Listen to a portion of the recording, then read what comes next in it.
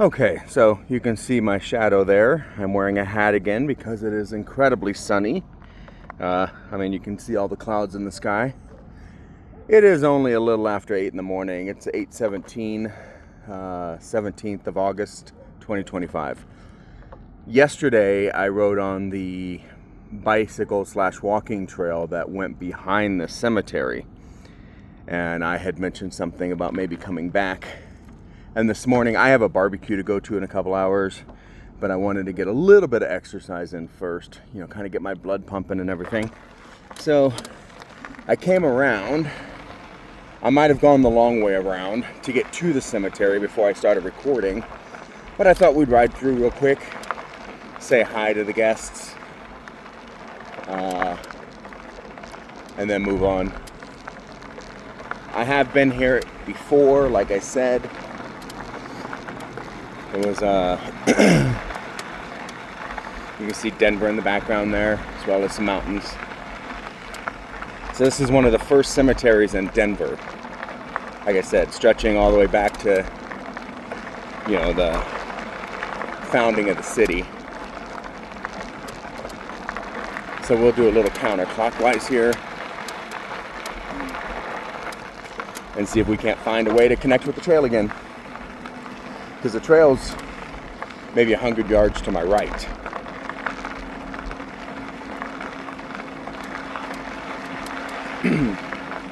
Now, the thing about old cemeteries is seeing some of the old graves and then seeing the new graves and seeing how far apart they are.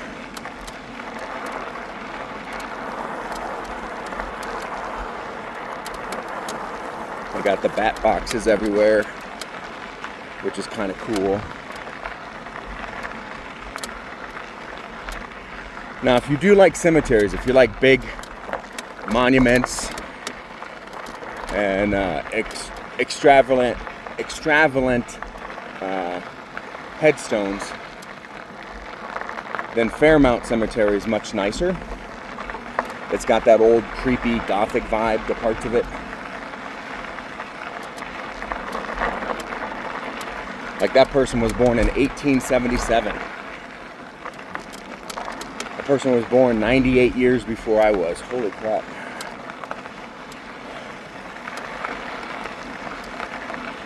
Now I can't see some of these.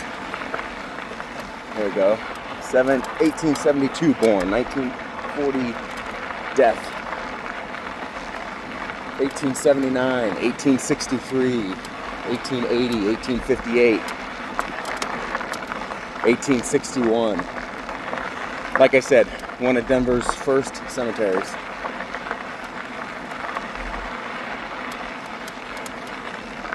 $1892.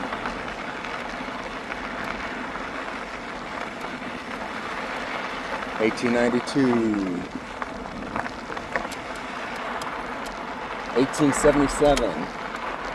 That was a whole Japanese area of the, I guess, Japanese right, top to bottom, right? Or do the Chinese do that too? Because I'm not familiar enough with the lettering to know the difference just on sight.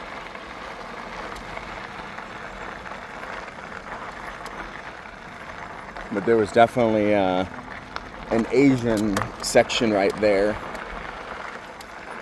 And here's some mausoleums. It's where the vampires hang out. Evans. Some writing on there. And the river is right to my right. And the trail's right on the other side of the river. Hollister. Yeah, if you go to Fairmount Cemetery, there's a lot more mausoleums.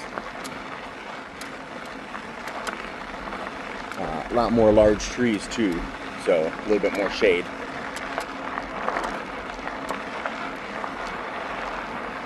But as I was saying about the Asian writing, some geese. Guess if you're gonna keep something safe, you load it with geese.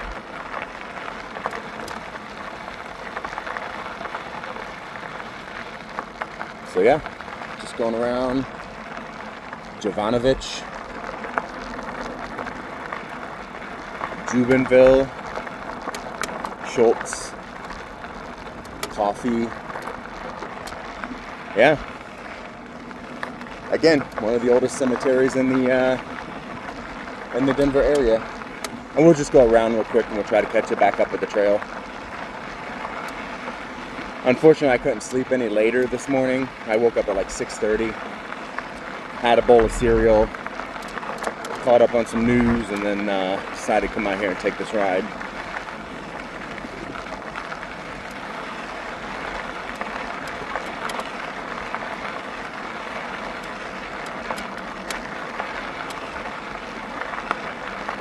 (1821), dang. Born, not died. Might be one of the oldest people in here. Because while I'm not sure if there was a settlement where Denver is now before 1821, at least not a white settlement.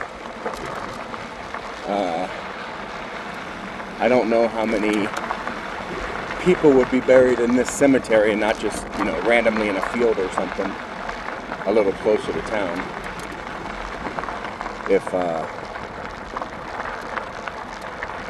If there was a cemetery that was newer or closer. Back in the day, people used to just go out and, bury their family and relatives out in the pasture.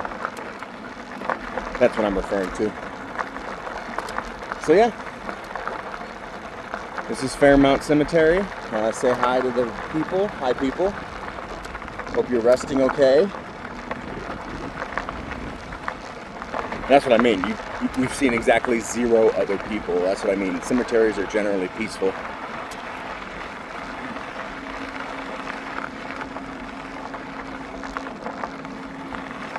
(1896). We'll go around this way just for fun. I think I've walked through here, this particular path before. 1884, 1858, 1868. You can see most of the people were born right around the mid-18th century. That's why the older one, the 1821, kind of caught me off guard. So he might have moved out here later in life.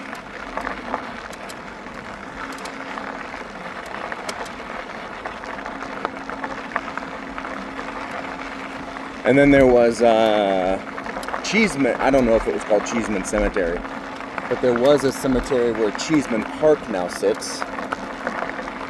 For those of us who have seen Poltergeist, we all know the story of remove the headstones but left the bodies behind. That's Cheeseman Park. It was a cemetery on the outskirts of the city of the burgeoning town of Denver. The city needed to expand, so it hired a contractor to come through, and that was interesting. These are probably military members. These little white ones over here off to the left. But the city hired a contractor to come in and move the bodies over to, I want to say what's now Fairmount Cemetery. And the contractor decided he could make more money if he just moved the headstones. So he left the bodies behind. And it became an issue. Pardon me. So yeah.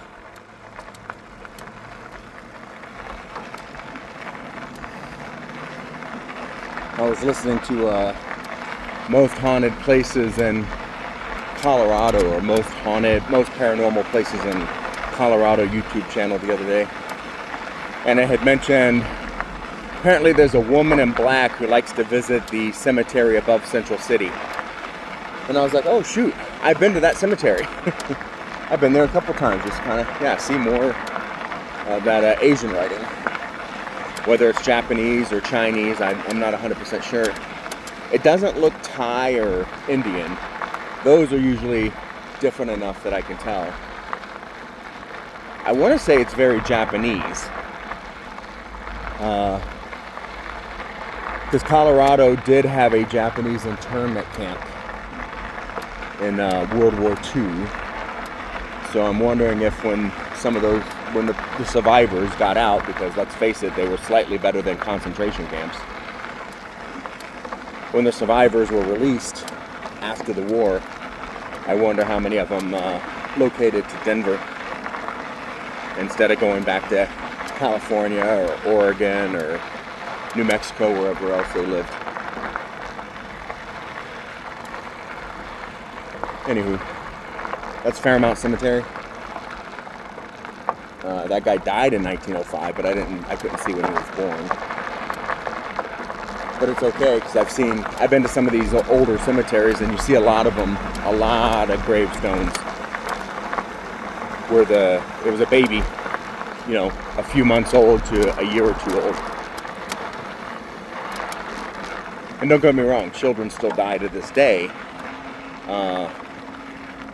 And for a brief 80 years or so, we had a wonderful system of science and medicine keeping people alive, but stupidity is winning the day, and a lot of parents these days are refusing to vaccinate their children based on false information.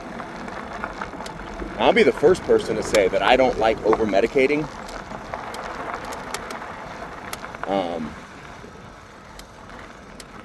But vaccines exist because, we hate seeing dead babies. They're preventable deaths. This isn't the 19th century anymore. This isn't the 14th century. Why are we still, having 19th and 14th century beliefs? It's like I chatted with a woman the other day who said, who works with homeless people. That's her job. She's a counselor or something. And she said, we were talking about stuff, and she said, yeah, she goes, even some of my friends talking about, oh, okay, so I crossed right here yesterday. All right, I know exactly where I'm at. So, yeah, it would have been easier to come this way.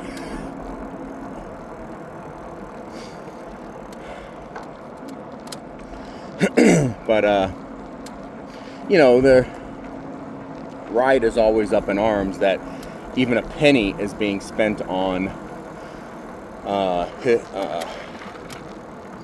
refugees and immigrants, documented or undocumented. They always get their panties in a twist. Why are we spending $50 a day to house these people? That money could be going to my schools. Except you voted not to fund schools. But that's beside the point. As I explained it to this little 18-year-old kid who thought he knew everything, which is fine, we all did when we were 18. There was something, I thought it was swimming in the water, but it was a branch. But it's called cost mitigation. I use the metaphor because this kid was not the sharpest tool in the shed. He was an extreme racist. Once he got we were at a barbecue. He was there with his uncle, who is an avowed Trump supporter, who is also himself a racist. He'll go off on Mexicans and black people all the time.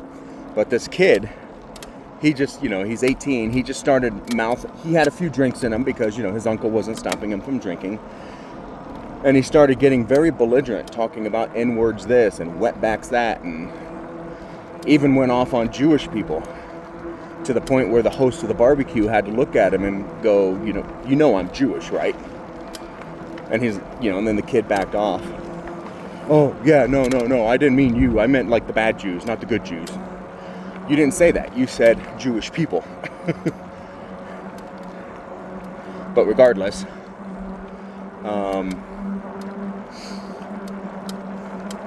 as I explained to him, cost mitigation is changing the oil in your vehicle. Now, most of us have owned a vehicle at least once in our lives, because I do understand there are some cities and towns and stuff that are small enough most people don't need to own a car, or big enough that they have public transit and not a lot of parking, so most people don't need to own a car. So that's why I say most of us have owned a car at one point or another. But you change your oil, 2 or 3 times a year, and we can debate on that too if you'd like, because a lot of people say every 5,000 miles or 10,000 miles at the latest, but you don't need to do that. But we here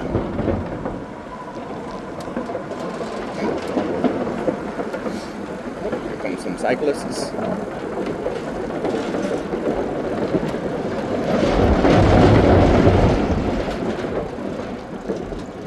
Okay, so yesterday when I came through here, I do not remember seeing this RV. Did this all happen last night? Holy crap. Because I rode right through here, had the camera facing it and everything. I mean, I was coming from the other direction, because when I was coming back, I remember thinking, oh crap, the sidewalk ends. Oh no, wait, I have to go over the bridge at this point. I don't remember seeing that RV burnt out. So, anywho, cost mitigation is changing your oil. It's keeping everything running smoothly so that you don't have to change your engine. That's all it is. Because I asked this kid, I said, well, what's the more prudent option? To change your oil 2 or 3 times a year, or to change your engine out every other year? And he's like, well, to change your oil. And I said, now you understand what cost mitigation is. It is cheaper to spend $50 a day housing immigrants than it is to let them out in society without a home, where they might be using other social services, they might be causing, and this goes for all homeless people, where they might be causing, garbage, sewage backups from just throwing everything in sewage, etc. Limiting drug use. There's a couch over there. I don't remember seeing that, but I don't remember if I looked. It's cheaper to spend a little bit of money for a long term than it is to spend a bunch of money on a short term. Just like prison. It is cheaper to house someone life in prison than it is to execute them.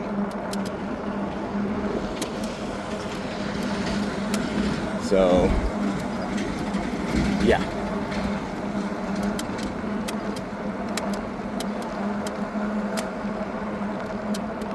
So yeah, it's just one of those things where it's like, think these things through.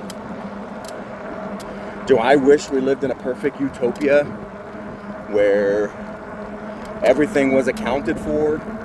People who wanted to be painters could make a living being a painter. People who want to be teachers could make a living being a teacher. People who wanted to be cops could be cops. People who want to be accountants could be accountants. And everybody had a job, and everybody had a purpose in society. And everybody could afford to live. Absolutely. But we don't. We live in a society that is run by greed and fear and reactionary politics. So the powerful demonize the weak and then convince everybody that demons are stealing their money. And poof, we have our modern society.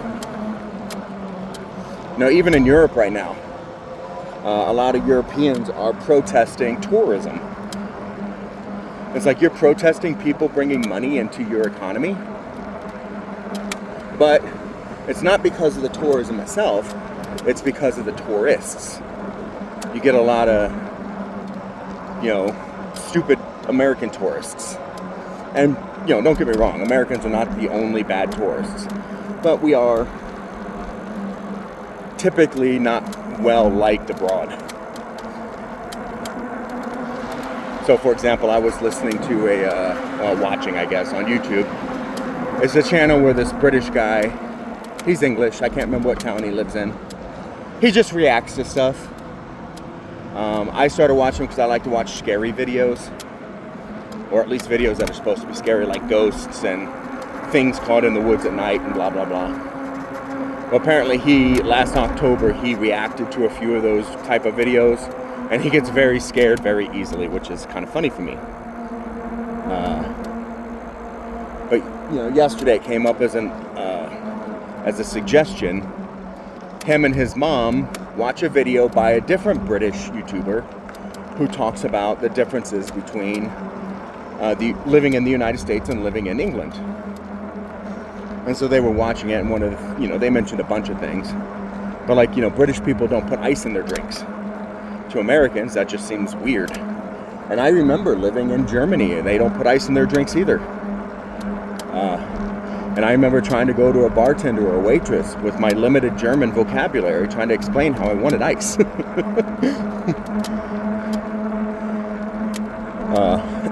But I wasn't being rude, I wasn't being mean, I wasn't being aggressive.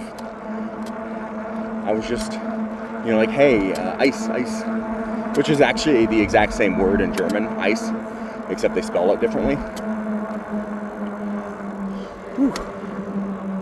Sorry, after yesterday's ride, my butt's apparently a little bit more sore than I thought it would be. But, yeah, they were just marveling at the differences. One of the first ones is how Americans will say hi to strangers. Apparently, Europeans, to include British people, won't. They'll acknowledge you if you acknowledge them first, but as a culture, they do not acknowledge first. So the guy was watching the video with his mom, and his mom's like, yeah. And she was probably younger than me, to be honest with you.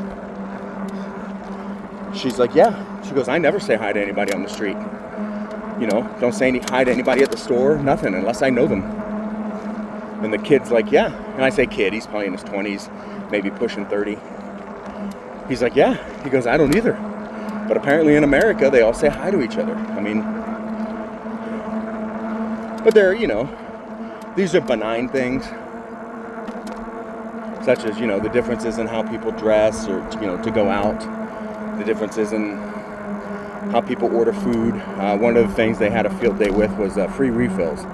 In the United States, almost any restaurant you go to, especially restaurants designed for middle and lower class. I was trying to think of a better word because lower implies, less than.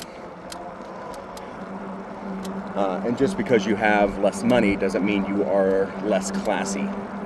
But I digress. They were talking about how people, in America you get free refills almost everywhere. But over in Britain you don't. No free coffee or tea refills, no free soda refills, no nothing. While in America it's considered, the cost of doing business. You overcharge for that soda because let's face it, that cup of soda is not $2.50 or $3.50 worth of syrup and water. Because you count on the fact that people are going to have 2 or 3 refills, and that single serving might actually cost 3 or 4 cents. I was kind of thinking of exploring a little bit, maybe going across this bridge, but I don't want to be next to the highway, so we're not going to go across that bridge.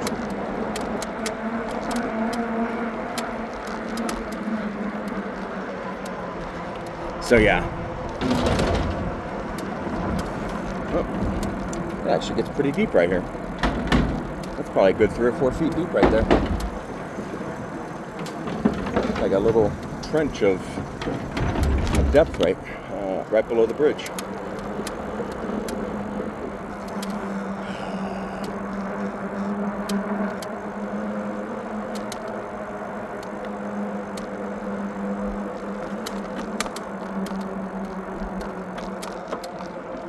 But yeah, you've probably already noticed a number of people out and about this morning. This is Colorado. We're an active people. For example, I remember being in Florida years ago, about 15 years ago. I went to a friend's wedding, and my brother was the best man. So after the day after the wedding, we're running around doing best man post-wedding stuff, which I never really put together. But he was returning tuxes, settling with the facility cleaners and things like that, where the wedding was held, blah, blah, blah, which is perfectly fine. Yeah, absolutely. That's part of the price of doing business. But we were driving around at 8 o'clock in the morning trying to get this stuff done before too many people got out and about. And I remember asking my brother, I was like, where is everybody? He's like, what do you mean? I was like, well, where is everybody? I don't see any pedestrians. I don't see any dog walkers. I don't see any bicyclists or joggers. Where is everybody? And he goes, dude, you're in Florida. I mean, I grew up in Florida. But I remember, as a kid, we were out running around all the time. And while there weren't as many cyclists and runners as I remember, or as Colorado has, I remember people being out and about. So yeah, it was kind of interesting. Because Colorado, we're just, we're always doing something. There's always somebody out for a walk. There's always somebody out for a run or a bicycle ride or, climbing or fishing or whatever. People here are always moving. And of course, we're not talking about 100%. We're talking in generalities, stereotypes, if you will.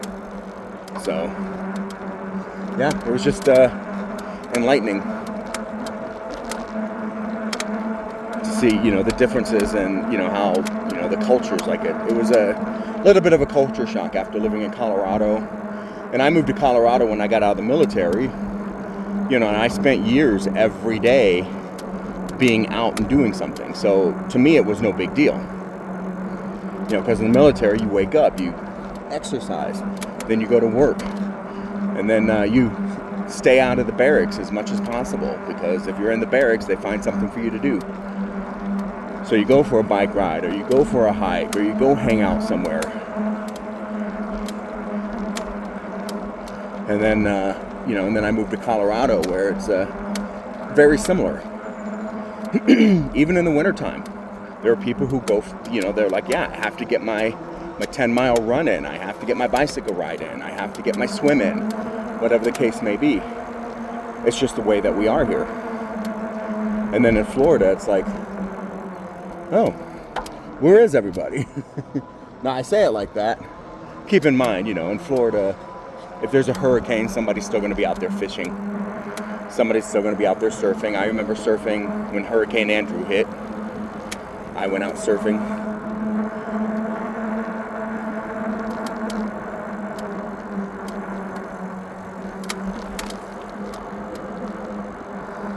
So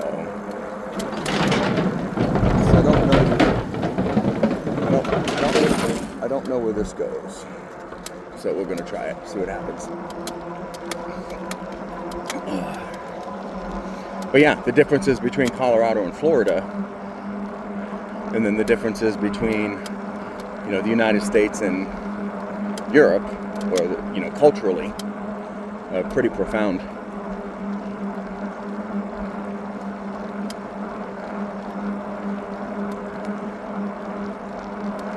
Whew. And keep in mind, I'm just talking to talk. Aside from this, I haven't spoken to a single person yet today.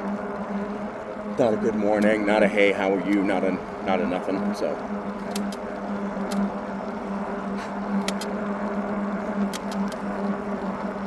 Again, I just didn't know where this particular trail went, so I thought we'd give it a try, see what happens. My fingers are going numb.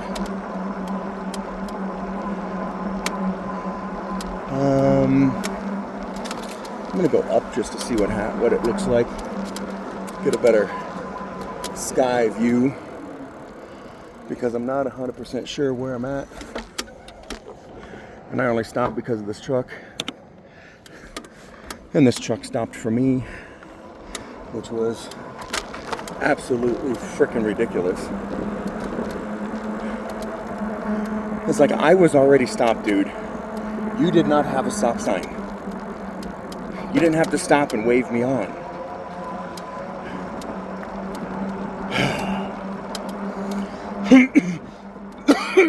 Pardon me. I feel like I got a gnat in the back of my throat. Some houses up on the ridge over there.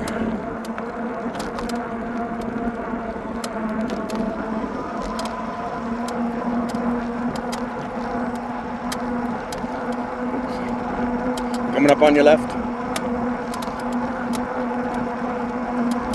He had earbuds in, so I'm not entirely sure if he heard me. That's the funny thing. Is, I go to the gym. I go out and about. I see a lot of people wearing the Beats, the Apple Beats earbuds. And it always astounds me because I've had so many people tell me that they are not the best sound quality.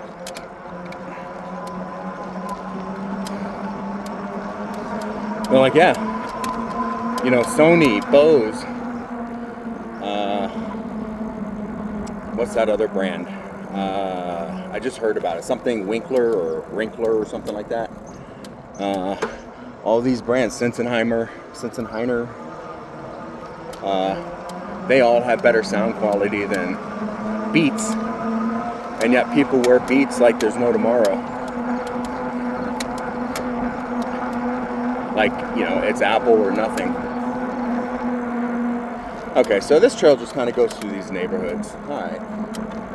I'll find a place to turn around. I mean, don't get me wrong, there's a gazillion trails in Colorado that meander through neighborhoods. I think at some point, they actually, at some point in the 90s, they started, they would only approve building codes or building permits if, we're going to go up and over, if you put in a trail system like this around the neighborhood and connected it to other trail systems. It was a way to get developers to build, quality of life stuff. So, for example, if they're putting in a neighborhood, based on the number of homes, they may be required to put in a park of a certain square footage or a trail system between the houses or, something so that people can access them.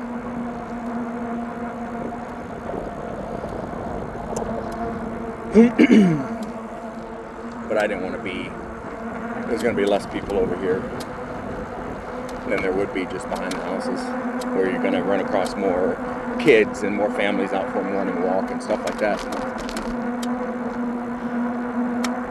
We got some prairie dog holes over here.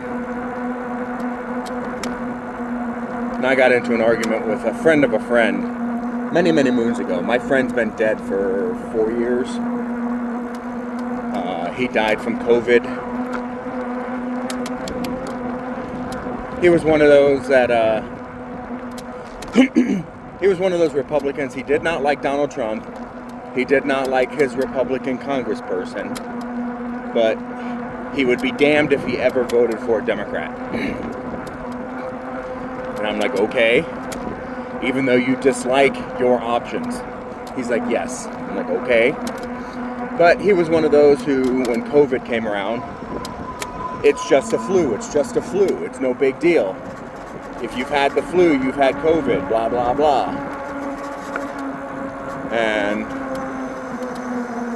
the difference is it wasn't just a flu. Yes, it was an influenza virus, or I guess I should say it is an influenza virus, but it's not just a flu.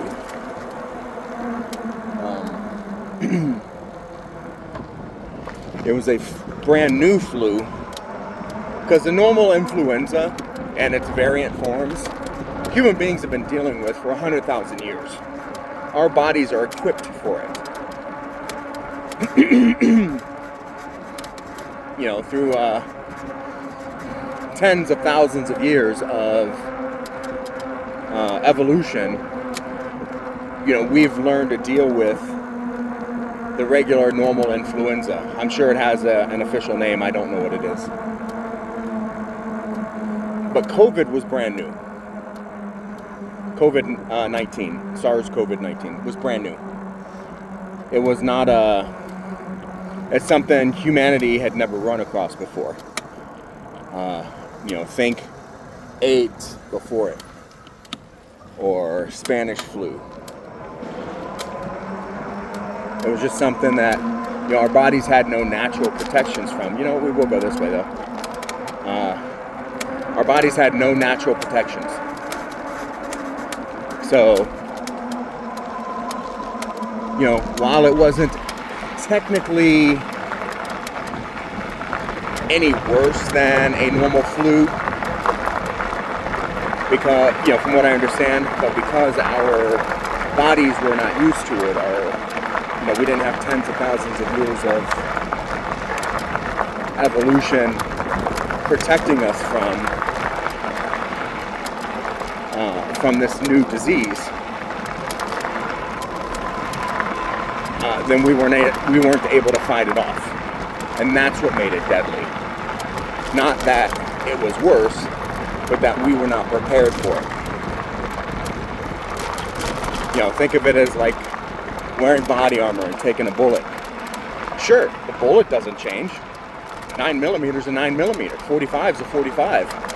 No matter if you shoot it at somebody who's armored or somebody who's not armored. But if you're wearing armor, if you're protected, you have a much better chance of surviving something like COVID-19. But if you're not wearing body armor, or if you're not protected, you know, from either our bodies being used to it, the quote-unquote herd mentality, although there is something to say about that as well, or vaccines, or wearing masks, then yes, you know, it's going to be worse for you. You know, more deadly, etc. Oh, wow.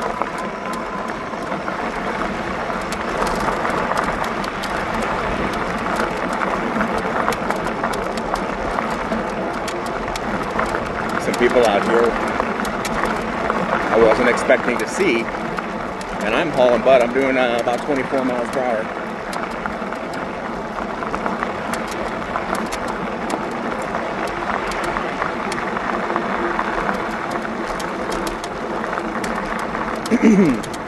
But yeah, my friend was it's just a flu guy.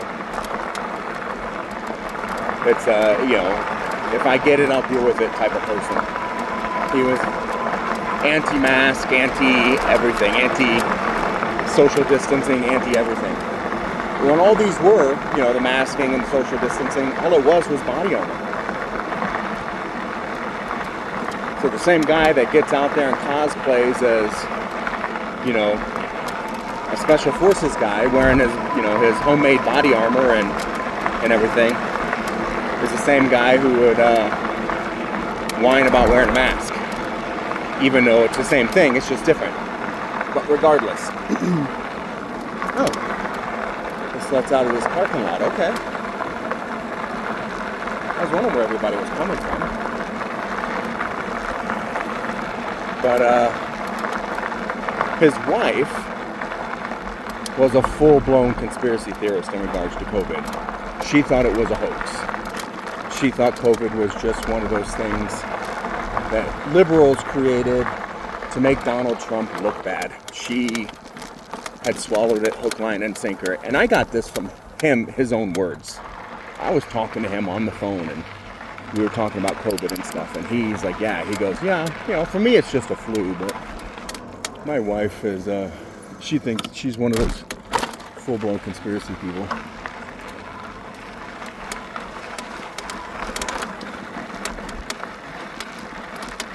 I don't know how to get to the trail from here because there is a fence to my right. It's cool that you can use these lakes though. Oh, maybe it's right through here. Okay.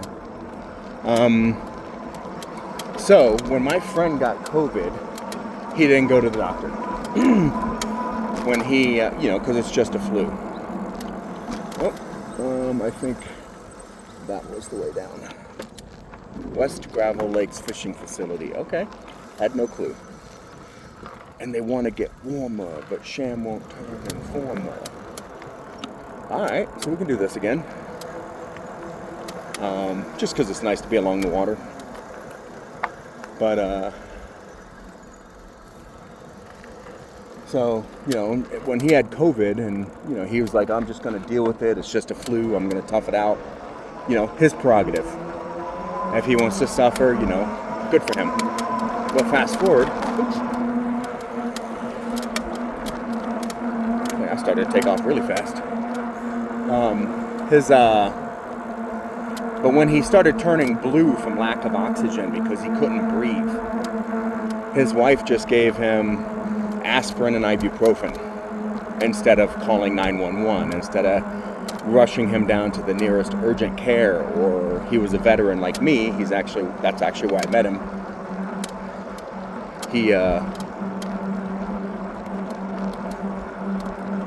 It was a whole lot of ignoring it because it's a liberal hoax, and then he ended up suffocating to death.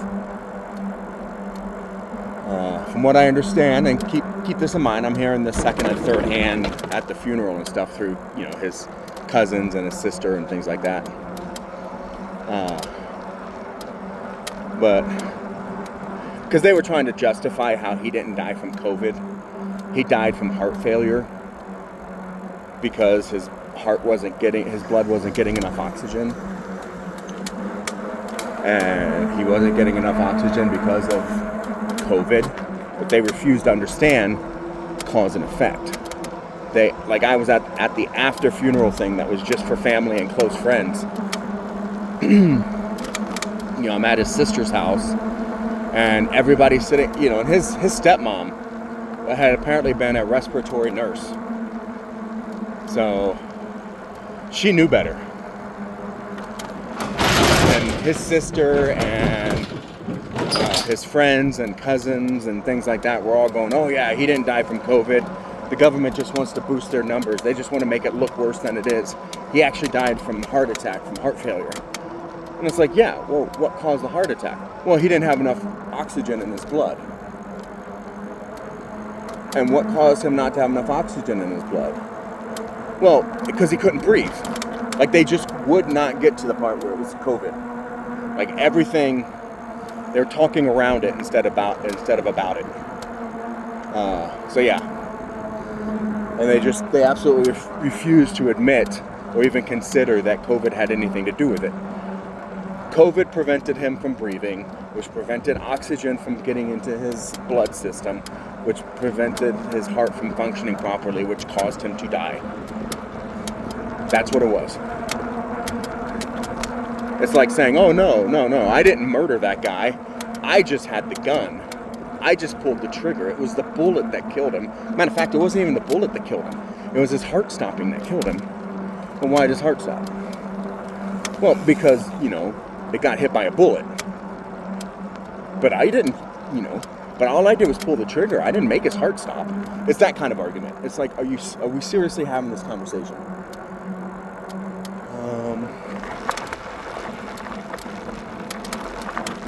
So it's 9 o'clock. I'm gonna go up here and do this loop and head back. I gotta get this barbecue starts at 11, and I have to get back, shower, change, and drive. So, but yeah, anywho, yeah, I miss my friend. He may have been a little bit on the Looney Tunes side of things, but he at least was reasonable. He understood, that Donald Trump was a piece of shit, that Ken Buck was useless as a representative.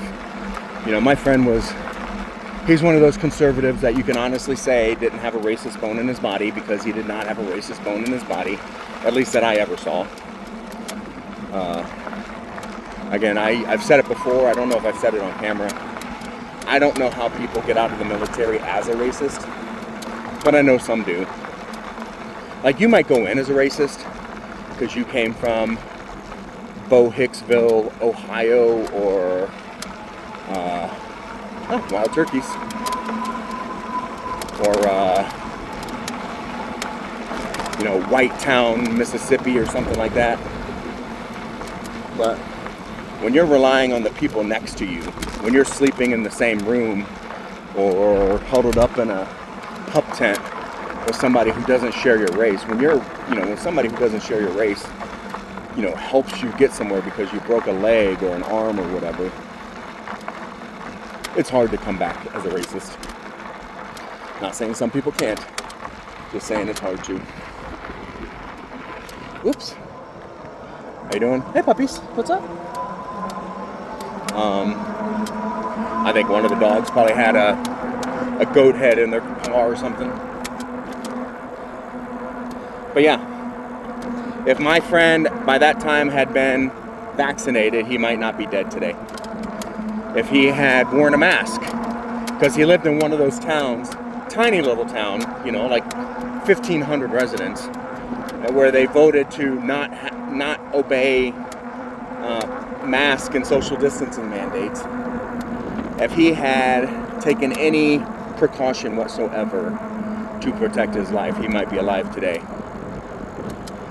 He has a son who might still have a living father, because the dude was my age. Our birthdays were only like 9 months from each other.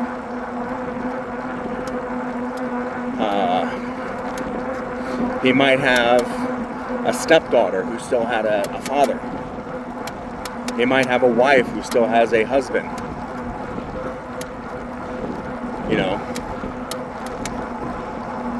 Yeah, that was a good turnaround point. I think that was a 7-mile mark from yesterday.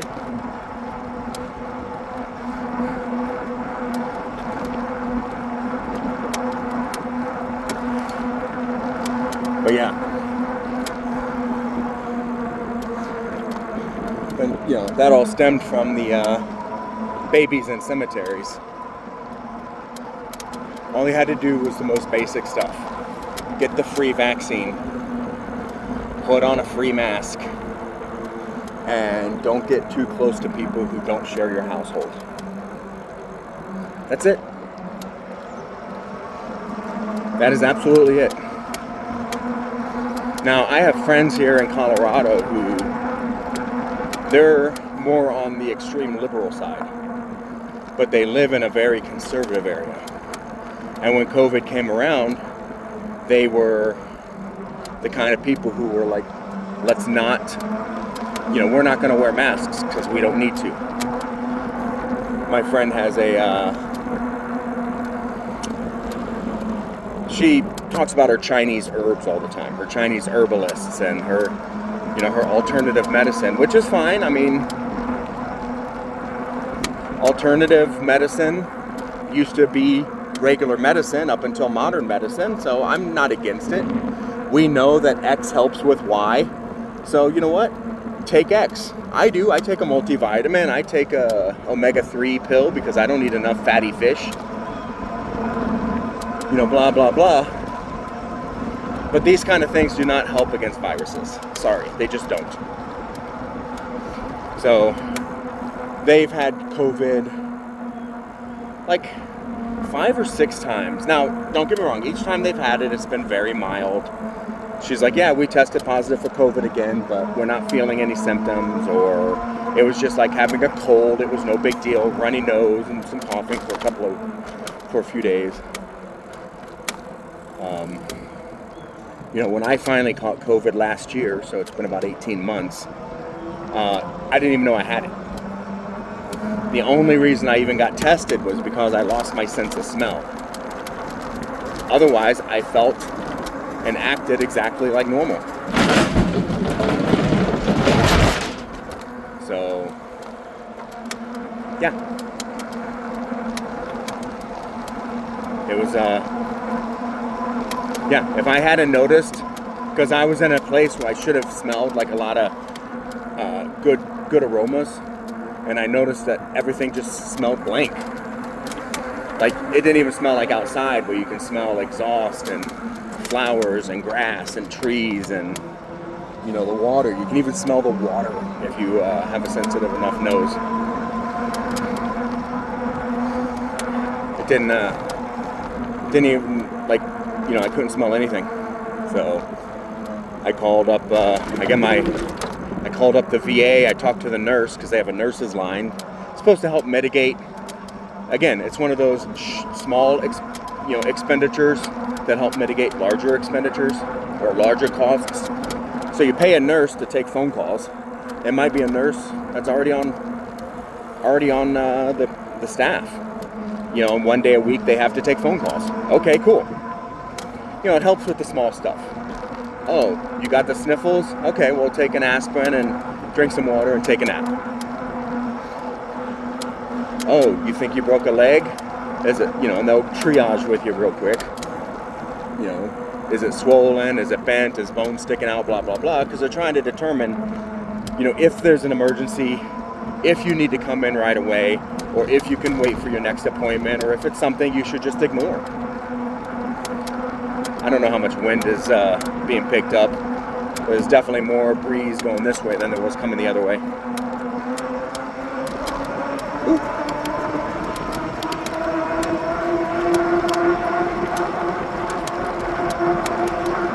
So I'm in Pedal Assist 4. I'm doing just shy of 24 miles per hour. So yeah, I think if I were to get up to Pedal Assist 5, I might be able to push it to the 32 or 33. That's the max for this bike. That dude's bike was very similar to this one. But yeah, so I called up the nurse's line and I said, hey, here's the situation. I don't have any symptoms. No stuffy nose, no coughing, no achy head fever. I'm sleeping just fine. You know, no nausea, no nothing. Oops, excuse me. And she's like, oh, but you lost your sense of smell? And I said, yeah. And she goes, oh yeah, you probably need to come in here and get a COVID test. I was like, seriously? And she goes, yeah. So I came down, I did the COVID test. And they're like, yep, you have COVID. I'm like, but I have no symptoms. They're like, yep, sometimes that happens. And that was the, the whole asymptomatic. Sorry, I was like, that's not right. Asymptomatic carriers. And that was another fight with some of these anti-COVID people or conspiracy people. I don't have any symptoms. I'm not contagious. That's not how that works. That's like saying, officer, I'm in a blue car. There's no way I could be speeding. That's not how that works. Whether you're symptomatic had absolutely nothing to do with whether you were contagious.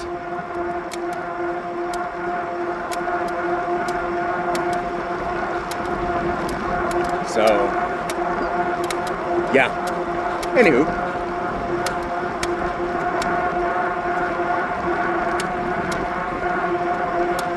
So I'm just going fast because I want to. Like yesterday through here, I was doing like 16.5, I think, or 16.7. I'm doing 23.8.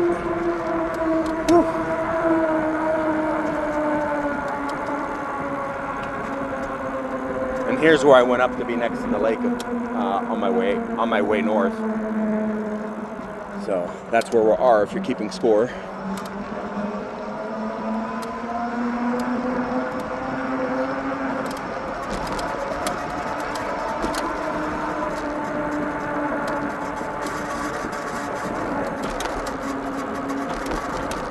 And that's why I went north and ended up in that neighborhood, if you're keeping score.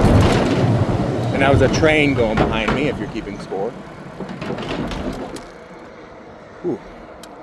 Ooh, this is a lot harder to pedal when you're going, when you're in the top gear and your motor hasn't kicked in yet.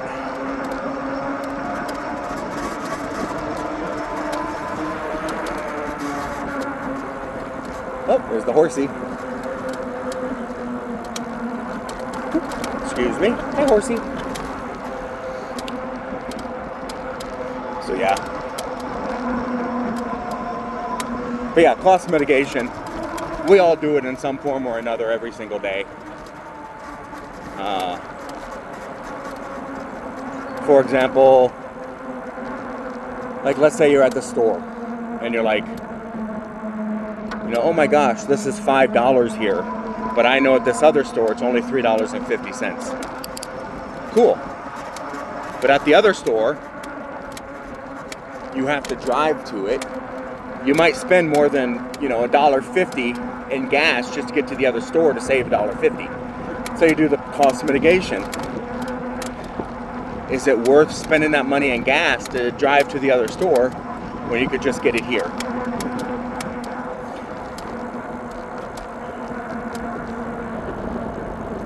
Or, we cut our lawns so we don't have to pay HOA fines. Or we don't speed so we don't have to pay speeding tickets. Cost mitigation.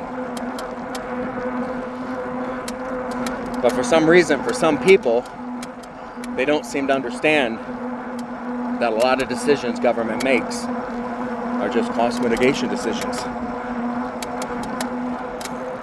For example, this bicycle trail right here. You're thinking, oh, that's not cost mitigation. That's just bicycle trail. It's quality of life. It is quality of life. But it's also cost mitigation. If you would have put the extra 100 or 200 bicycles a day that go down this road, this trail, out on the roads, you would have a lot more bike incidents. And because of a lot more bike incidents, you'd have a lot more death, a lot more maiming, a lot more insurance claims, etc. Cost mitigation. So you spend a couple $1 million putting in bike paths so that you don't have to spend tens of millions of dollars or you don't have to have insurance companies be sued and block up court systems, or you don't have to, whatever.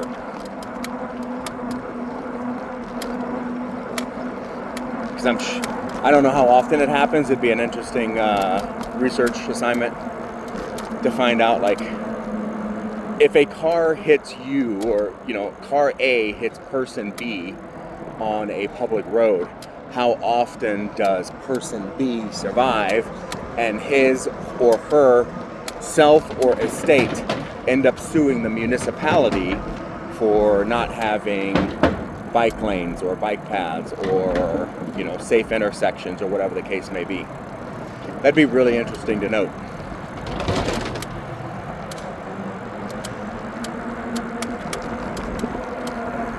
Like, what is the savings, the long-term savings, aside from like life and limb and stuff.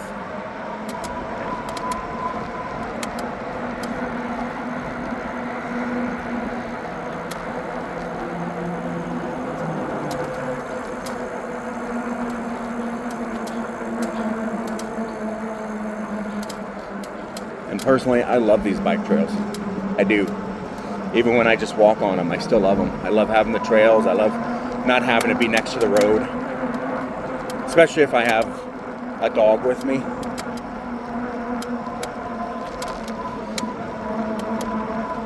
So,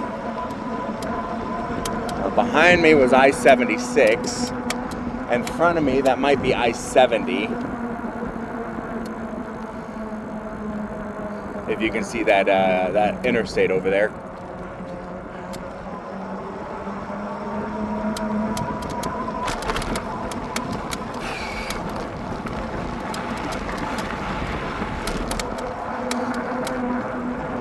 But yeah, almost everything's a cost mitigation. You save your first child's clothes so your second child can wear them a couple years later. Cost mitigation.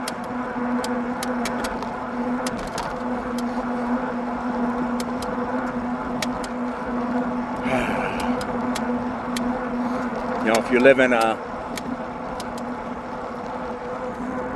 Well, I was going to use another example, but it'd be a little bit harder to explain easily, so I'm not going to use it anymore. But yeah. But that's what governments do. That's all they do. Cost mitigation. Like, look at national parks. There are a lot of national parks in this country that are the biggest locus of money and coming into the local economy than anything else, especially out west here. You got a lot of small towns sitting next to national parks. You know, a couple of hotels, a few restaurants, you know, because people come to the national parks. And then some politician comes along and says, why are we paying for national parks? This is ridiculous. We should be selling that as private, you know, investment so that we can make that money on the sale. And it's like, well, you're going to make X amount of dollars on the sale,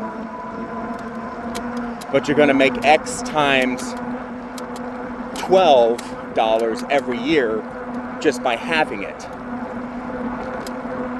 So, you know, there's no point in selling it because you're making more money having it. It's better for the local economy to have the park. It's better for quality of life to have the park. It's better for the future of the nation to have the park.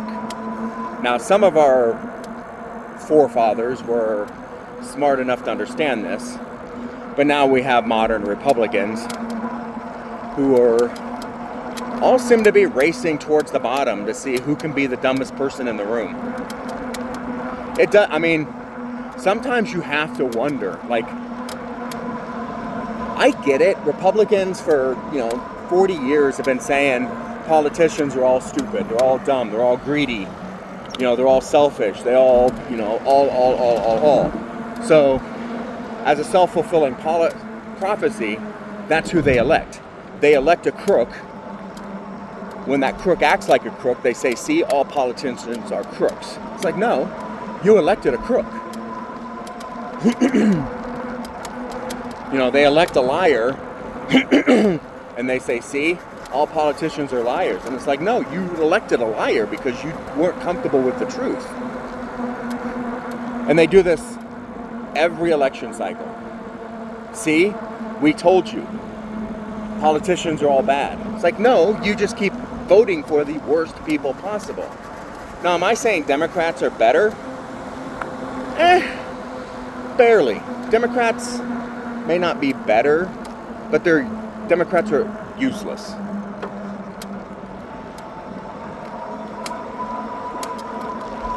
They're so busy trying to be the party of people who don't upset the apple cart that they're allowing the apples to spoil. And it's like, okay, do you want dirty apples or spoiled apples? At least dirty apples can be cleaned. But yeah, and that's why, Democrats keep losing ground because they trying so hard not to be offensive, so hard not to be radical, so hard not to, cause anybody to feel bad. I guess that would fall under be offensive, but yeah, they try so hard, and it's like, but you have to do something. Like the Democrats that were wishy-washy on Obamacare.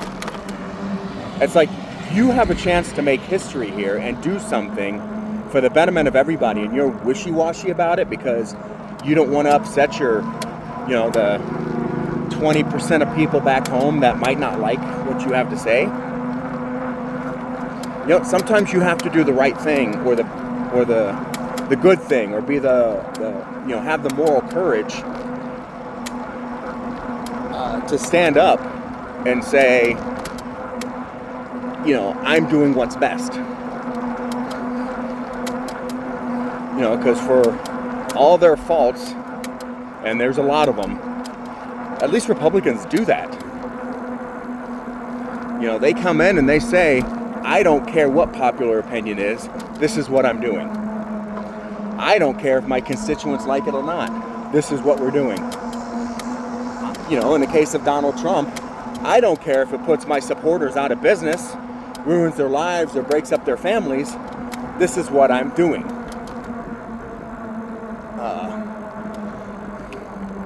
And Democrats won't do that. Like, they had control of the House and Senate for 2 years under Joe Biden, and they couldn't even get their own caucus to come to agreement on certain things because one Democrat decided that he was going to be the powerful person in the room and demand concessions to appease his conservative constituency in order to, by preventing certain legislation to be passed. It's like, seriously, dude? Like, you had a chance to do the right thing and you chose to play politics. And that's what I mean. Like, Democrats are so busy trying to be the big tent party. Oh yeah, we have conservatives, we have liberals, we have moderates, that they're unable to get anything done. There's been in Florida in the last couple of years, there's been a few politicians that have switched from Democrat to Republican because Democrats cannot get anything done. And they're like, at least as a Republican, I can get it done. I can get it passed as a Republican, same bill, but I can't get it passed as a Democrat because Democrats can't get shit done. The aforementioned, what do you call it? The 2 years that Biden had a Democratic Congress. They couldn't get anything done. I mean, don't get me wrong. They got a couple of landmark pieces of legislation passed. The Build Back Better and things like that. The Invest in America. Which is great. But what did they prove? They proved that the economy doesn't matter to voters. Voters do not care how good the economy is as long as they think it's bad. And it's like, the economy today, 7 months after Donald Trump took office, is worse than it ever was under Biden. Inflation's creeping up. Costs have skyrocketed on consumer goods. Trump's tariff war are, putting people and businesses in the poorhouse. And you still got Republicans going out there like, yeah, it's the best economy this country's ever seen because of Donald Trump. And it's like, no. That's not how this works. Like, you guys were bitching and moaning that eggs cost $1 more a dozen. They still cost $2 more a dozen than they did. Now, beef has gone up by like 50 or 60%. Fruits and vegetables have gone up by 10 to 30%. Blah, blah, blah. See, there's that cemetery up here off to the left a little bit.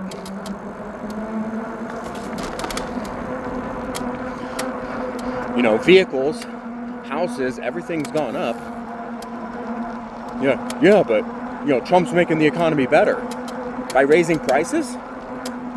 You didn't say Biden was making the economy better when prices were higher under him. And Biden didn't even control the prices. Trump at least owns it because of the tariffs. Like, those were decisions he made unilaterally and imposed on the world. So he has to own it. Yeah, the whole thing is just, like I said, Republicans will believe anything as long as a Republican tells it to them.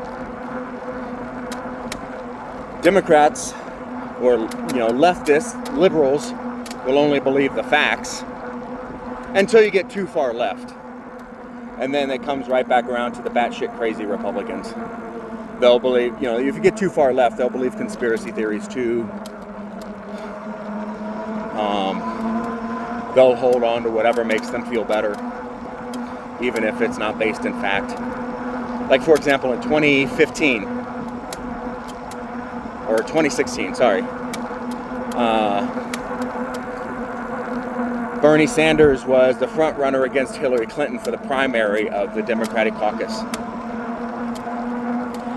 And a friend of mine dragged me to a Bernie rally, and while we were there, they asked if we wanted to volunteer. She wanted to volunteer. I didn't. And I told the Bernie coordinator, I said, look, he will never win. It has nothing to do with Bernie Sanders. I love what he has to say. I think he is very on par with a majority of America. What he says resonates. But he's not afraid to say it to the right. That's the problem. He's not afraid to say it to the left. And for all of his liberalism, again, I like what Bernie Sanders has to say. I agree with him most of the time. He's not going to pull any Republican votes. And moderates may think he's a little too far left. So, not to mention, he's an independent. That is his political party. The Democrats were under no obligation to support him. And I told this the person who asked if we wanted to volunteer this, and they're like, well, can you help anyway? And she's like, yeah, I'll help. She wanted to do some databasing stuff and blah, blah, blah, because she's an IT person. And I was like, yeah, sure, I'll do something simple. But he's not going to win. And sure enough, he didn't win, and then liberals all threw a fit.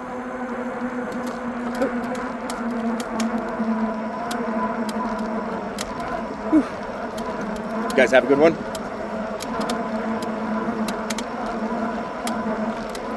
So yeah.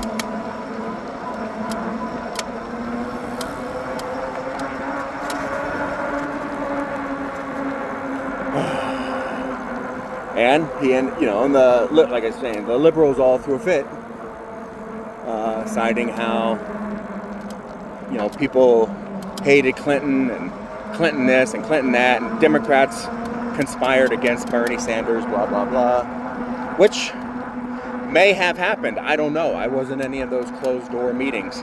I'm not a registered Democrat, so they don't tell me anything. But, again, Bernie Sanders is not a Democrat.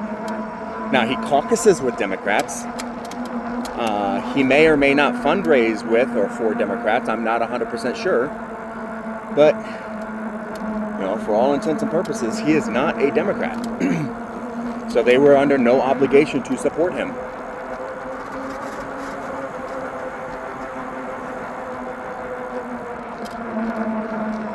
What I find amazing, though, is for the first time ever, a union president, and I can't remember which union it was off the top of my head, but a union, that's where I came in at. I missed the turn. We'll just go down to where we came out yesterday. A union president, I can't remember which union it was, spoke at the Republican National Convention. It was very shocking because unions were, Democrats have largely been pro-union. Unions have largely supported Democrats. But I think they saw the writing on the wall. They're like, yeah, most of our union members are idiots. Good old boys who, they hate the brown people as much as the conservatives do, or the other conservatives do. They don't want to be taxed on their inflated incomes. They want all their union protections, but they want all the conservative economic policies. So they've started supporting more conservatives openly, which was a shock because the conservatives are trying to get rid of the unions. If they pass some kind of anti-union bill, then these people would lose their unions, they'd lose their paying jobs, they'd lose their work safety nets, and then they'd be bitching and moaning about everything. And it's like, well, this is, what you voted for. Just like all these conservatives out there, all these farmers that are getting ready to lose their ranches and their farms and their small businesses and everything because, well, I voted for Donald Trump. I liked his policies. Okay, so you're getting his policies. Yeah, but I don't like these. These are hurting my business. Well, this is what you wanted. I don't know what to tell you. So yeah. I mean, yeah. Now, did I like everything Obama did? Absolutely not. But he was still a great president. You know, he at least, I'd like to believe he at least weighed the pros and cons. Oh no, I was going to turn here, up here. He at least weighed the pros and cons, and he played a little bit more politics and leaned left when he should have leaned right type of thing. And I'm not talking political spectrum. I'm just saying, you know, there's times when he should have held to his guns and did X, Y, Z instead of ignoring his guns or capitulating to the Republican commands. He should have picked his fights better, I guess is what I'm trying to say.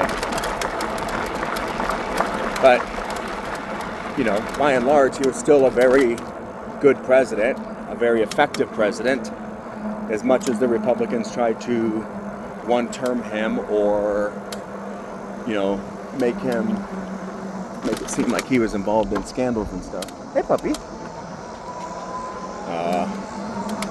Yeah. He was able to succeed. Yeah, that's the other thing Democrats cannot do for some reason. They cannot make a scandal stick. Republicans come out of the woodwork and they say something stupid, and the right just tears into it up in arms like it was some kind of epiphany that is going to change the understanding of the universe. How you doing? How you doing? Sorry, that motorcycle right there was there when I passed by this morning.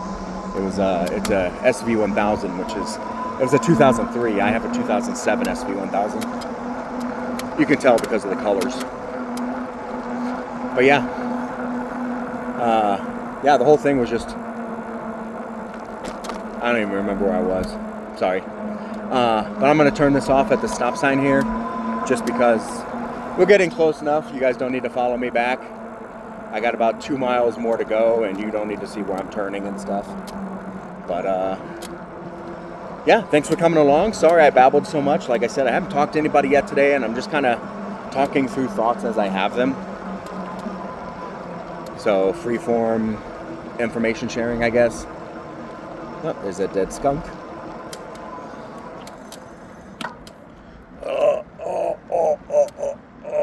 Alright. Yep, I said I was going to turn this off, and I meant it. Thanks for coming along. Bye.